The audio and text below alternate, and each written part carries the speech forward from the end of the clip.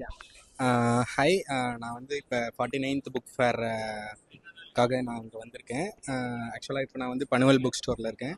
நான் வந்து இப்போ ரீசெண்டாக ஒரு 1.5 இயர்ஸ்க்கு முன்னாடி தான் புத்தகம் வாசிப்பை வந்து நான் பழக்கமாக கொண்டு வந்துட்டுருக்கேன். ஸோ நான் படித்தது வந்து ஃபஸ்ட்டு இங்கிலீஷ் புக்ஸ் படிக்க ஆரம்பித்தேன். Like Alchemist by Paulo Coelho, then the power of your subconscious mind, then த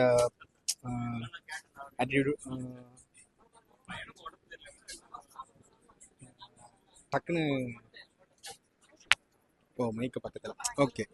தென் ரேணுகா கவரானியோட the art of being alone, அந்த மாதிரி புக் படிச்சுட்டு நெக்ஸ்ட்டு தமிழ் புக்கில் வந்து நான் ஸ்டார்ட் பண்ணது வந்து லைக் பெண் என் அடிமையானால், அப்புறம் வந்து அண்ணாதுரை எழுதின தீ பரவட்டும், மாஜி கடவுள், அதெல்லாம் படிச்சுட்டு இப்போ வந்து லைக் ஒரு வீடு ஒரு மனிதன் ஒரு உலகம், லைக் யார் எழுதுனதுன்னா ஜெயகாந்தன் எழுதுனேன், அது இப்போ படிச்சுட்டு இருக்கேன். ரொம்ப நல்லாயிருக்கு. ஸோ ஆஃப்டர் 12th இன்ஜினியரிங் நான் முடிச்சுட்டு லைக் ஸ்டடீஸ் பேஸ்டே போனதுனால ஜஸ்ட்டு தமிழ்நாட்டில் இருக்கணும் போது ஏதாச்சும் அப்பார்ட் ஃப்ரம் டெக்னிக்கலாக நான் ஏதாச்சும் லேர்ன் பண்ணிக்கணும் அப்படின்ற ஒரு ஈகர் தான் வந்து என்னை வந்து நிறைய புக்ஸ் படிக்க வச்சுது. ஸோ நான் புக்ஸ் படிக்கிறனோ இல்லையோ நிறைய புக் வாங்கி வச்சுடுவேன். அது என்னோட பழக்கமாக இருக்கும். ஏன்னா அட்லீஸ்ட் சும்மா இருக்கும்போது அந்த புக்கை புரட்டும் போது ஒரு 2 பேஜ் படித்தா கூட அது எனக்கான ஒரு இன்ஃபர்மேஷனாக இருக்கும் அப்படின்றதுனால இன்னுமே எங்கள் வீட்டில் வந்து கிட்டத்தட்ட ஒரு 20-25 புக்ஸ் இருக்குது. நான் மேக்ஸிமம் 10 புக்ஸ் தான் படிச்சிருப்பேன்.